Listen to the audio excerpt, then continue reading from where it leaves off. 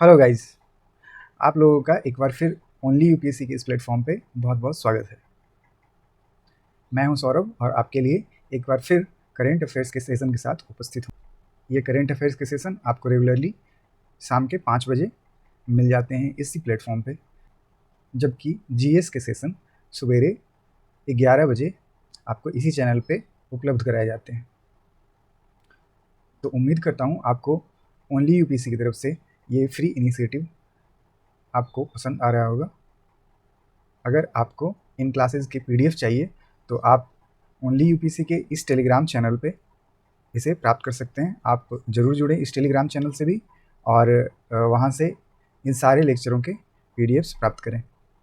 तो चलिए बढ़ते हैं आज के करंट अफेयर्स की तरफ। हम आज 19 और 20 अप्रैल के करंट अफेयर्स की चर्चा करेंगे। तो ये पहला न्यूज़ है बिल्किस बानो केस के बारे में। तो इस न्यूज़ के बारे में थोड़ी चर्चा हम लोग इसके पहले भी कर चुके हैं। तो ये न्यूज़ है बिल्किस बानो के बारे में। बिल्किस बानो केस आपको पता होगा, ये 2002 के गैंग रेप केस के बारे में है ये न्यूज़। तो ये कुछ दिनों से चर्चा में है ये न्यूज़, क्योंकि इस केस के 11 अपराधियों की सज़ा को कम कर दिया गया था एक गुजरात के गवर्नर के द्वारा। तो गुजरात के गवर्नर, किसी भी स्टेट के गवर्नर के पास एक शक्ति होती है जिसे क्षमादान शक्ति कहा जाता है। वो क्षमादान शक्ति उनको दिया जाता है कितने आर्टिकल के द्वारा, तो आपको पता होना चाहिए। ये आर्टिकल 161 अनुच्छेद 161 का उपयोग करते हुए गुजरात के गवर्नर ने ये इस शक्ति का उपयोग किया और इन 11 जो कन्विक्ट्स थे, 11 जो अपराधी साबित हो चुके थे, लाइफ टाइम की सज़ा काट रहे थे, इनकी सज़ा को कम कर दिया गया और इनको छोड़ दिया गया था। तो इसके खिलाफ फिर से बिल्किस बानो ने रिव्यू पिटीशन किया, मतलब फिर से ये आदेश की जांच करने के लिए सुप्रीम कोर्ट से आग्रह की और सुप्रीम कोर्ट ने ये आदेश दिया केंद्र सरकार और गुजरात सरकार को कि आप लोग रेलेवेंट फाइल, जो भी ज़रूरी दस्तावेज हैं, उनको ले करके हाजिर हों कोर्ट में और बताएं कि ये जो क्षमादान शक्ति का प्रयोग किया गया है ये किस आधार पे किया गया है। तो ये फैसला ये आदेश इन्होंने 27 तारीख को सुनाया था, 27 मार्च को। फिर 18 मार्च को ये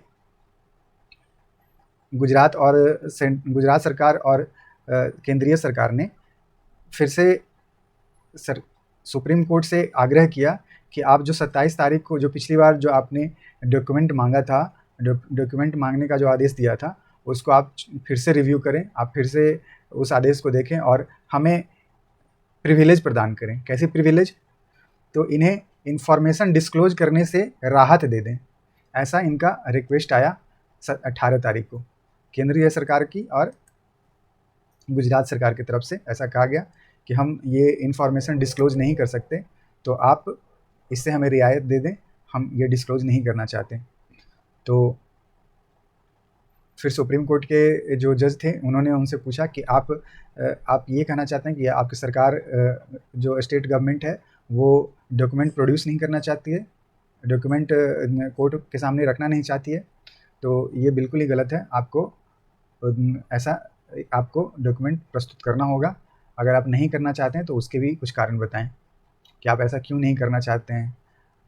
ये न्यूज़ अभी फर्दर प्रोग्रेस में रहेगा, क्योंकि 2 तारीख को फिर से इस केस की सुनवाई होगी और 2 तारीख को फैसला किया जाएगा, 2 मई को फैसला किया जाएगा कि इस केस को कैसे फिर आगे प्रोसीड करना है।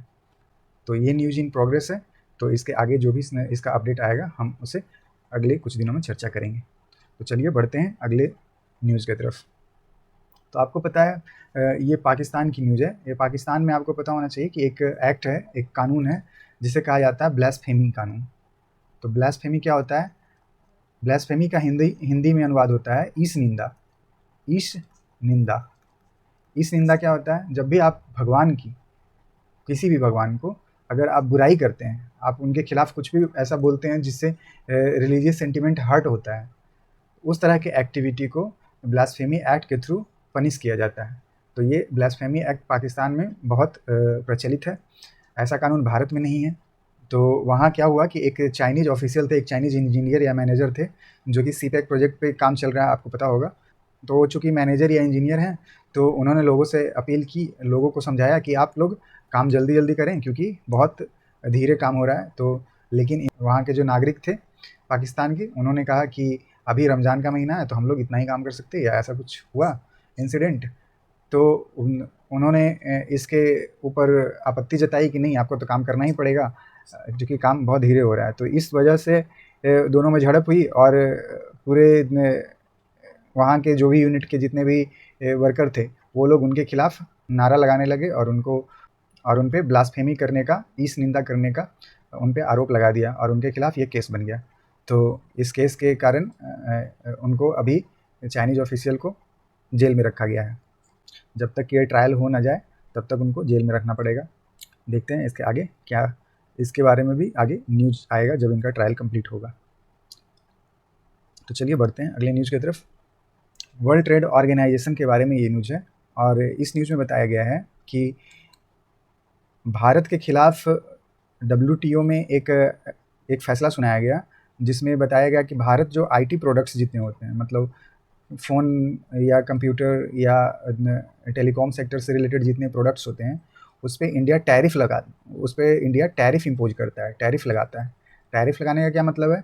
अगर कोई कंट्री जैसे चाइना, USA, जर्मनी, कोई भी कंट्री, ये सब कंट्री अगर इंडिया में सामान कोई बेचना चाहते हैं तो इंडिया इनके सामान पे एक एडिशनल टैरिफ लगा देता है। तो ये टैरिफ लगाने से क्या, इनका सामान महंगा हो जाता है। तो इनका सामान जब महंगा हो जाता है तो इंडिया के जो लोकल मैन्युफैक्चरर हैं, इंडिया में कोई कंपनी है XYZ, ये कंपनी जब कोई प्रोडक्ट बनाती है, मार्केट में लाती है, तो इनका सामान ज़्यादा कॉम्पिटिटिव दाम पे बिकता है, मार्केट में लोग खरीद पाते हैं। अगर इस पर टैरिफ ना लगाया जाए तो इनका सामान बहुत सस्ता मिलने लगेगा, बाहर के कंट्रीज़ का सामान बहुत सस्ता मिलने लगेगा। इससे यहाँ के जो लोकल मैन्युफैक्चरर होंगे उनका सामान बिकना बंद हो जाएगा, इनकी कंपनी बंद हो जाएगी। तो अपने लोकल मैन्युफैक्चरर को, लोकल इंडस्ट्री को प्रोटेक्ट करने के लिए ये टैरिफ इम्पोज किया जाता है। तो इस टैरिफ को लेकर के यूरोपियन यूनियन, जापान और ताइवान ने WTO में एक केस फाइल किया था 2019 के वर्ष में कि ये जो भारत का ये नियम है टैरिफ लगाने का, ये हमारे बिज़नेस को हर्ट करता है, ये इंटरनेशनल बिज़नेस के लिए सही मूव नहीं है। तो इसको लेकर के भारत ने फिर बोला है कि ये WTO का ये जो रूलिंग आया है, ये जो आदेश आया है कि जो ये टैरिफ लगाना, भारत का टैरिफ लगाना इन प्रोडक्ट्स पे गलत है, इसके खिलाफ भारत फिर से अपील करेगा। ठीक है, तो इसके बारे में फर्दर जब भी न्यूज़ आएगी आपको अपडेट किया जाएगा। फिर है इंडिया चाइना जो तेल खरीद रहे हैं रशियन से, इनके बारे में ये न्यूज़ है। तो इसमें बताया गया है कि India more than 70% supply Ural grade का खरीद रहा है। तो आपको पता होना चाहिए कि यूराल ग्रेड क्या होता है। तो यूराल ग्रेड कुछ नहीं है, जो आपको पता है यूराल नाम का एक पर्वत श्रृंखला है रसिया में। तो ये रसिया के तेल का जो नाम, मतलब रसिया के तेल को एक नाम दे दिया गया कि वहाँ से निकलने, यूराल के माउंटेन के क्षेत्रों से जो भी निकलने वाले तेल होंगे उनको यूराल ग्रेड ऑयल बोला जाएगा। तो यूराल ग्रेड जब भी बात होती है मतलब कि रसियन ऑयल की हम बात कर रहे हैं। ठीक है, आप बेसिकली इससे यही समझिए। तो हम रसियन ऑयल की बात कर रहे हैं। तो इसका कहना है कि 70% अभी जितना यूरल रीजन में जो भी तेल बन रहे हैं उनका 70% भारत खरीद रहा है और चाइना 20% के लगभग खरीद रहा है। और ये ट्रेडिंग वेस्टर्न प्राइस कैप जो $60 पर बैरल लगाया गया था, इसके बावजूद हो रहा है। तो G7 की जो भी G7 कंट्रीज़ ने जो भी प्राइस कैप लगाया था, ये इंडिया और चाइना ने मानने से इनकार कर दिया है। 20 अप्रैल का जो न्यूज़ आया है, इसमें बताया गया है कि इंडिया का पॉपुलेशन 2023 के मिड में, मतलब 2023 साल के मध्य में, यानी कि अप्रैल मई जून के आसपास, ये चाइना को क्रॉस कर जाएगा। ऐसा रिपोर्ट आया है UN के द्वारा, यूनाइटेड नेशन के द्वारा। तो इंडिया का पॉपुलेशन कितना हो जाएगा? ये लगभग 1428 मिलियन हो जाएगा, जबकि चाइना की पॉपुलेशन 1425 मिलियन ही है। तो ऐसा उम्मीद लगाया जा रहा है कि इंडिया का पॉपुलेशन वर्ल्ड में हाईएस्ट हो जाएगा 2023 के मिड में। ऐसे तो बोला गया था कि इंडिया, एस्टिमेट किया गया था कि इंडिया 2030 तक सबसे पॉपुलस कंट्री बनेगा, लेकिन UN का कहना है कि 2023 के मिड में ही ऐसा हो जाएगा। आपको पता होना चाहिए कि वर्ल्ड पॉपुलेशन रिपोर्ट एक जारी किया जाता है किसके द्वारा? तो UN पॉपुलेशन फंड के द्वारा, UN पॉपुलेशन फंड, UNFPO, इसके बारे में। तो ये न्यूज़ है बैट के बारे में, चमगादड़ के बारे में। चमगादड़ आप जानते हैं कि रात्रि में विचरण करने वाला प्राणी है, जिसे इंग्लिश में बोला जाता है नॉकटर्नल नेचर का प्राणी, यानी कि निशाचर प्रवृत्ति का प्राणी। तो इससे लोग बहुत डरते हैं। इसके डरने का कारण ये है कि बहुत सारे इसके बारे में मिथ फैलाए गए हैं, बहुत सारे भ्रांतियाँ इनके बारे में फैला दी गई हैं। एक इंस्टीट्यूट है Kerala forest research institute, KFRI, ठीक है। इस इंस्टीट्यूट के प्रोफेसर्स डायरेक्टर्स ने एक कैंपेन लॉन्च किया है, सोशल मीडिया कैंपेन, जिसका नाम रखा गया है बैट फॉर बैट्स, ठीक है। बैट्स फॉर बैट, यानी कि चमगादड़ के लिए ये बैटिंग करेंगे, चमगादड़ के लिए ये चमगादड़ को सपोर्ट करेंगे। इनके लिए एक कैंपेन चालू किया गया है।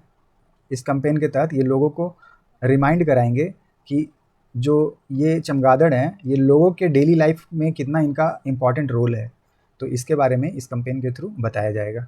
इस स्टडी में बताया गया कि कुछ बैट होते हैं जो इंसेक्टोवोरस होते हैं, मतलब कीड़े मकोड़े खाने वाले, कीट भक्षक जिसको बोलते हैं, कीट भक्षक जो चमगादड़ होते हैं वो बहुत छोटे छोटे होते हैं। इतने छोटे होते हैं कि वो हमारी उंगलियों के साइज़ के होते हैं, इतने छोटे। और वो कीड़े मकोड़े खाते हैं लगभग 1400 स्मॉल इंसेक्ट वो खा जाते हैं 1 घंटे में, मतलब बहुत तेज़ी से खाते हैं। 1400 छोटे छोटे कीड़े मकोड़े वो 1 घंटे में खा जाते हैं। तो इनके खाने से क्या होता है कि जो खेतों में जो कीड़े मकोड़े लगने वाले होते हैं उनको ये पहले ही खा जाते हैं। तो इससे हमारा बहुत सारा बिलियन ऑफ डॉलर्स ये बचा सकते हैं। तो इनका इनका जो हैबिटेट लॉस हो रहा है, लोग जंगल काट रहे हैं या पेड़ पौधे जहाँ ये रहते हैं उनको भगा दे रहे हैं, तो इनका जितना भी हैबिटेट लॉस हो रहा है या इनका पोचिंग होता है, इनका शिकार किया जाता है, या पॉल्यूशन के कारण भी ये लोग मर जाते हैं। ये क्लाइमेट चेंज अब आजकल हो रहा है उसके कारण भी मर जाते हैं। अभी गर्मी बढ़ती जा रही है ग्लोबल वार्मिंग के कारण। तो ये सब वजह से इनकी संख्या लगातार तेज़ी से गिरती जा रही है, और ये मानव जाति के लिए भी बहुत अच्छी बात नहीं है। इनकी संख्या तो घट रही है, लेकिन अगर लॉन्ग टर्म में हम देखेंगे तो इन कीड़े मकोड़ों को खाने वाली एक प्राणी, एक स्पेसीज़ ख़त्म हो जाएगी ना। तो ये कीड़े मकोड़ों को खाने वाली एक स्पेसीज़ ख़त्म होगी, तो अंततः हमें तो लास्ट में क्या होगा कि हमारी जो खेतों में फसलें हैं वो भी तो कीड़े मकोड़ों द्वारा बर्बाद की जाएगी। तो ये सब परेशानी भविष्य में होने वाली है, इसीलिए हमें इन बैट्स की सुरक्षा करनी बहुत ज़रूरी है, इन बैट्स को बचाना ज़रूरी है। ये तो बात हो गई इंसेक्टोवोरस बैट की, यानी कि कीट भक्षक चमगादड़ की। लेकिन इसके अलावा एक फ्रूट बैट भी होता है, यानी कि फल खाने वाले बैट्स भी होते हैं। इनकी संख्या और घट गई है। इनकी संख्या इतनी घट गई है कि इंडेंजर्ड की कैटेगरी में आते हैं। IUCN जो लिस्ट है, रेड लिस्ट, उसमें इनको इंडेंजर्ड की कैटेगरी में रखा गया है। तो इनको बचाने के लिए एक प्रोजेक्ट भी चालू किया गया है जिसका नाम है इंडियन फ्रूट बैट प्रोजेक्ट, जो कि जून 2022 में लॉन्च किया गया था। तो इस प्रोग्राम के तहत इस फ्रूट बैट को बचाने की कोशिश की जा रही है। तो बढ़ते हैं अगले न्यूज़ की तरफ और देखते हैं। ये न्यूज़ है क्वांटम मिशन के बारे में। तो ये जो मिशन है नेशनल क्वांटम मिशन, जो मिशन है, इसमें ये फंड यूज किया जाएगा development of quantum computing technology. तो क्वांटम कंप्यूटिंग टेक्नोलॉजी का डेवलपमेंट होगा, और इसके साथ साथ और भी जो भी एसोसिएटेड एप्लीकेशंस हैं उनका भी डेवलपमेंट इस फंड के थ्रू किया जाएगा, जो कि नेशनल क्वांटम मिशन के तहत जारी किया गया है। आपको पता होना चाहिए कि नेशनल क्वांटम जो मिशन है, इसमें भारत का जो लक्ष्य है कि हम लोग एक ऐसा सैटेलाइट विकसित करें जो कि इस टेक्नोलॉजी पे बेस्ड हो, क्वांटम कम्युनिकेशन पे बेस्ड हो। लॉन्ग डिस्टेंस कम्युनिकेशन है, उसको ज़्यादा सुरक्षित, ज़्यादा सुदृढ़ बनाने के लिए इस प्रोजेक्ट को लॉन्च किया गया है। तो आपको पता होना चाहिए कि 6 और कंट्री हैं इसके अलावा जो इस कैपेबिलिटी को बढ़ाने के लिए काम कर रहे हैं, जिसमें से चाइना भी बहुत आगे जा चुका है। चाइना ने तो एक सैटेलाइट भी लॉन्च कर दिया है जो इस टेक्नोलॉजी पे बेस्ड है। आने वाले समय में क्वांटम मिशन से रिलेटेड हम लोग बहुत सारे न्यूज़ पढ़ने वाले हैं, क्योंकि ये टेक्नोलॉजी अब भारत में विकसित होना शुरू हो जाएगी, तो इसके बारे में चर्चा भी होती रहेगी। तो जो भी अपडेट आएगा फर्दर आपको इन्फॉर्म किया जाएगा। तो चलिए बढ़ते हैं अगले न्यूज़ की तरफ। ये न्यूज़ है FSSAI के बारे में। FSSAI क्या है? Food standard and safety authority of India. तो FSSAI ने कहा है अब ज़रूरत है एनर्जी शॉर्ट को रेगुलेट करने की। एनर्जी शॉर्ट क्या होता है? जैसे आपने सुना होगा कि हॉर्लिक्स, कम्प्लान, ये सब जो बच्चों को दिया जाता है दूध में मिला करके, खास करके ये सब के बारे में बात की गई है। तो जितने भी एनर्जी ड्रिंक्स, एनर्जी शॉट्स होते हैं, इन सब प्रोडक्ट्स को रेगुलेट करने की बहुत आवश्यकता है, ऐसा FSSAI ने कहा है। तो FSSAI को ऐसा क्यों कहना पड़ा? क्योंकि अभी एक इंसिडेंट हुआ था सोशल मीडिया पे, जिसके कारण एफएसएसआई पे थोड़ा प्रेशर बन गया, पब्लिक प्रेशर बन गया। इसके कारण ये न्यूज़ चर्चा में एक ब्लॉगर के कारण आई, एक सोशल मीडिया इन्फ्लुएंसर के थ्रू आई। इस सोशल मीडिया इन्फ्लुएंसर का जो हैंडल था @फूड फार्मर, इस नाम से ये फेमस हैं। एक वीडियो इन्होंने बनाया था, इसमें बताया गया था कि बॉर्नवीटा जो है वो अपने पैकेट्स पे जितनी बातें लिखता है वो सारी बातें सच नहीं हैं। जैसे कि इसमें बहुत हाई शुगर कंटेंट यूज किया जाता है। तो हाई शुगर कंटेंट यूज करने के कारण ये बच्चों के लिए बहुत ज़्यादा अच्छा ड्रिंक नहीं है, लेकिन ये लोग बताते हैं कि इनका जो ड्रिंक है बच्चों के लिए बहुत अच्छा है। तो इन सब के कारण ये वीडियो बहुत वायरल हो गया। तो ये जो वीडियो बनाया गया, इसके कारण बॉर्नवीटा को काफ़ी लॉस हुआ और ये इन्होंने एक फॉर्मल कंप्लेंट डाली डिपार्टमेंट ऑफ कंज्यूमर अफेयर्स में इस ब्लॉगर के खिलाफ, इस सोशल मीडिया इन्फ्लुएंसर के खिलाफ, कि ये जो वीडियो बनाया है इन्होंने ये अफवाह वाला वीडियो है, भ्रामक वीडियो है।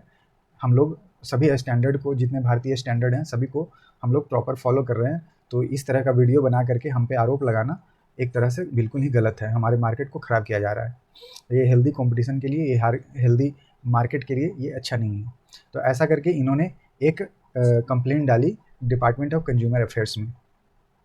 तो अब इस ब्लॉगर को फिर बाद में ये वीडियो डिलीट करना पड़ा और लेकिन फिर भी सोशल मीडिया पे एक बार जो वीडियो वायरल हो जाती है वो किसी न किसी के पास तो रह ही जाती है। तो ये वीडियो अभी भी सर्कुलेट हो रहा है। तो एफएसएसआई के पास अब न्यूज़ गई कि ये जो वायरल वीडियो है इसके कारण लोग भी अवेयर हो रहे हैं कि इस तरह का जो पैकेज्ड फूड है जिस पे एफएसएसआई का टैग किया हुआ रहता है, एक मार्क लगाया हुआ रहता है कि ये बच्चों के लिए सुरक्षित है, लेकिन ये क्या वाकई बच्चों के लिए सुरक्षित है? तो एफएसएसआई ने कहा है कि हमें इसे रेगुलेट करने की ज़रूरत है, हम लोग इसे रेगुलेट करेंगे। ठीक है? तो ऐसा नहीं है कि एफएसएसआई ने इसके पहले कुछ भी नहीं किया है। एफएसएसआई ने एक रूल लाया था, रेगुलेशन लाया था, जिसको बोला जाता था लेवलिंग ऑन फ्रंट, जिसमें क्या किया जाता था, फ्रंट ऑफ पैक लेवलिंग किया जाता था। मतलब इसमें क्या होता है कि पैकेट के आगे में ही एक बॉक्स बना करके उसमें लिखा जाता था कि इस प्रोडक्ट में कितने शुगर कंटेंट हैं। ऐसे बॉक्स बना हुआ रहता था, इसमें लिखा हुआ रहता था कितना शुगर है, कितना फैट है, कितना कार्बोहाइड्रेट्स है, मतलब कुल मिला के कितना हेल्दी है और अनहेल्दी है, आपको इस पैकेट पे ये मार्क से पता लग जाता था। तो ये इस तरह का लेबलिंग इन्होंने पहले भी बनाया है, इसको बोला जाता था HFSS, मतलब high in fat, sugar and salt, इस तरह का इंडिकेशन होता था। और ये इंडिकेशन से लोग निर्णय कर पाते थे कि इस तरह का प्रोडक्ट हमें अपने लिए ख़रीदना चाहिए या नहीं ख़रीदना चाहिए। लेकिन फिर भी ये काफ़ी कारगर नहीं रहा, लोग फिर भी इस चीज़ों को आसानी से नहीं समझ पाते थे खरीदते के समय। तो इसने फिर से सितंबर 2022 में फिर से डिसाइड किया कि इस एक नया तरह का रेटिंग, एक लेबलिंग लाया जाए, जिसे कहा गया INR, इंडियन न्यूट्रिशन रेटिंग। तो पहले लाया गया था फ्रंट ऑफ पैक लेबलिंग, यानी कि FOPL, ये लाया गया था। फिर बाद में लाया गया INR। INR में क्या होता था, इसमें स्टार रेटिंग दिया जाता था, 1 स्टार, 2 स्टार, 3 स्टार, कितना हेल्दी है। तो बहुत ज़्यादा हेल्दी है तो 5 स्टार दिया जाएगा, अगर कम हेल्दी है तो स्टार की संख्या कम हो जाती थी। तो इस तरह से ये INR रेटिंग दिया जाता था, जिसमें हेल्दी और कम हेल्दी का पता चलता था। लेकिन अब इसके अलावा भी अब एफएसएसआई को और भी कुछ क्या रेगुलेशन करना पड़ेगा। अब जो भी नया रेगुलेशन आएगा उसके बारे में आपको भविष्य में बताया जाएगा। तो चलिए बढ़ते हैं आज के आखिरी न्यूज़ की तरफ। तो ये जो न्यूज़ है, श्रीलंकन गवर्नमेंट ने फैसला किया है कि वो चाइना को 1 लाख मंकी एक्सपोर्ट करेंगे। कौन सा मंकी? तो इस श्रीलंकन टोके मकाऊ, इस मंकी का नाम है टोके मकाऊ। तो ये जो टोके मकाऊ मंकी है, ये कैसा कलर का होता है? तो गोल्डन कलर का होता है, जैसा कि आप इस पिक्चर में देख सकते हैं। तो ये जो टोके मकाऊ मंकी है, श्रीलंकन गवर्नमेंट का कहना है कि इसकी संख्या काफ़ी बढ़ गई है और ये बहुत सारे फसलों को नष्ट कर देते हैं। इस नष्ट करने के कारण यहाँ क्रॉप का मतलब क्वांटिटी घट जाता है। इससे श्रीलंका के फार्मर्स को बहुत हानि होती है, ऐसा इसका कहना है। इसीलिए ये श्रीलंका जो गवर्नमेंट है, ये 1 लाख मंकी को एक्सपोर्ट करने की सोच रही है चाइना को। लेकिन ये जो नोटिस आया है, इसके खिलाफ यहाँ के कुछ नॉन प्रॉफिट ऑर्गेनाइजेशन हैं, जैसे कि रेयर नाम का, यानी कि rally for animal rights and environment, ऐसा नाम का एक ऑर्गेनाइजेशन है। इसके कुछ एक्टिविस्ट हैं, इन्होंने बताया कि ये जो डेटा दिया जा रहा है श्रीलंका की तरफ से, ये गलत है। इनका कहना है कि श्रीलंका में इतना संख्या में है नहीं, ये मंकी इतनी संख्या में नहीं पाए जाते हैं कि लोगों को इतना परेशान होना पड़े, इतना डैमेज कर सकें। इनके द्वारा बताया गया कि 1977 में एक ये हुआ था, काउंटिंग हुआ था, जिसमें बताया गया था कि इस मंकी की संख्या लगभग 6 लाख है 1977 में। उसके बाद अब तक 50 से 70% इसकी संख्या घट गई है। तो क्यों घट गई है? इनका तर्क था कि एक तो मंकी का पॉपुलेशन घटने का कारण था कि इनका नेचुरल है जो हैबिटेट है उसको डिस्ट्रॉय कर दिया गया, मतलब बहुत सारे जंगल, ये जंगलों में रहते हैं, इनके जंगल काट दिए गए हैं। और भी इसके साथ साथ और भी बहुत सारी चीज़ हुई, जैसे पॉल्यूशन हुआ, इनको और भी बहुत सारे पोचिंग होता है, इनको पकड़ के मारा जाता है, इनका शिकार किया जाता है। इन सब वजह से इनकी संख्या काफ़ी घट गई है ऑलरेडी। तो इनका अनुमान है कि लगभग 3 लाख ही तकाऊ मंकी अभी श्रीलंका में हैं, और ये इंडेंजर्ड स्पेसीज़ के IUCN के रेड लिस्ट के हिसाब से इंडेंजर्ड कैटेगरी में आ चुके हैं। लेकिन श्रीलंका बोलती है, श्रीलंकन गवर्नमेंट बोलती है कि इसकी संख्या काफ़ी ज़्यादा है और इसकी वजह से हम इसे एक्सपोर्ट कर रहे हैं, नहीं तो ये हमारे फसलों को बर्बाद करेंगे, हमारे किसानों को परेशान करेंगे, ऐसा सरकार का कहना है। तो देखते हैं अभी आगे क्या होता है। अभी फ़िलहाल तो ये एक्टिविस्ट हैं, इनका डर है कि ये तोकू मकाओ को जो एक्सपोर्ट किया जाएगा, इनको कहीं चाइनीज़ लेबोरेटरी में इन पे टेस्टिंग ना किया जाए, इनका ये भी कंसर्न है। इसके बारे में और जो भी न्यूज़ आएगी आपको अपडेट कर दिया जाएगा। तो चलिए आज का सेशन हम यहीं पे समाप्त करते हैं। उम्मीद करता हूँ कि आपको करंट अफेयर्स आपके लिए उपयोगी साबित हुआ होगा, और इसी तरह आप पढ़ते रहिए और अपना ख्याल रखिए। तब मिलते हैं आपसे अगले सेशन में, तब तक के लिए धन्यवाद।